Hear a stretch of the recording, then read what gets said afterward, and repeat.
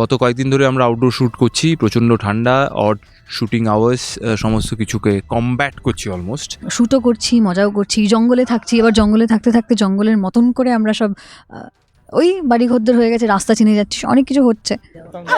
কেন এটা বাড়ি নিয়ে হ্যাঁ আমি এই বাবা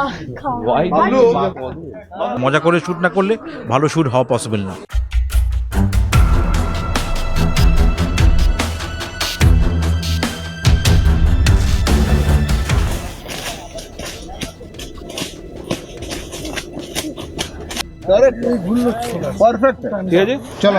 till now shoot has been very exciting, এবং বেশ কিছু দৃশ্য যেগুলো আমরা যখন স্ক্রিপ্টে পড়েছি, ধ্রুব যখন আমাদের বলেছে, তখন সেগুলো নিয়ে আমরা একটু স্কেপটিক্যাল ছিলাম যে এটা কীভাবে ঠিক দেখানো হবে, কীভাবে টেক করা যাবে।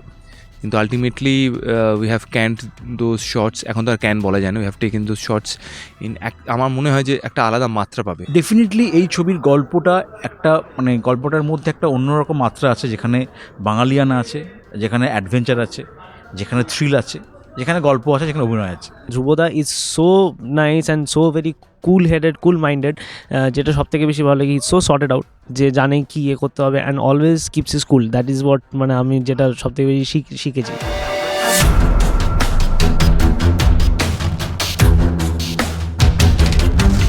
আমায় আদর কে করবে? কে করবে? চলে যাচ্ছিস তুই, হা হা করে আস। দুটো চলো চলে দিল। আদর কি করবে? চলে যাচ্ছিস তুই আমার দিকে এরকম করে। আমার মনে হয় গুপ্তধনের সন্ধানের locations were brilliant, but this time the locations will be more interesting. Brilliant, মানে দারুণ জায়গা, মানে দারুণ। আমাদের লোকেশনটা মানে এক কথায় মানে অনবদ্য। এই লোকেশনটা আমরা ফার্স্ট টাইম শ্যুট করলাম বাংলা ছবিতে, এর আগে শ্যুট হয়নি। সো আই থিঙ্ক মানে that's the most beautiful thing about this movie. And যে থ্রিলটা আছে, যে অ্যাকশন প্যাক যে ব্যাপারটা আছে, দ্যাট মানে সেইটা দর্শকরা খুব এনজয় করবে।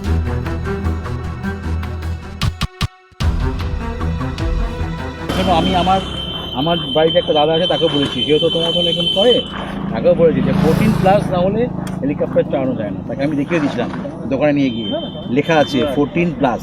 এই ফিল্মটা আমার মনে হয় যে গুপ্তধনের থেকেও বেশি ভালো হবে, আরও বেশি বড় হবে, বড় ক্যানভাসের। আমরা যেভাবে শ্যুট করেছি আমি বলতে পারি যে মানুষের খুব ভালো লাগবে।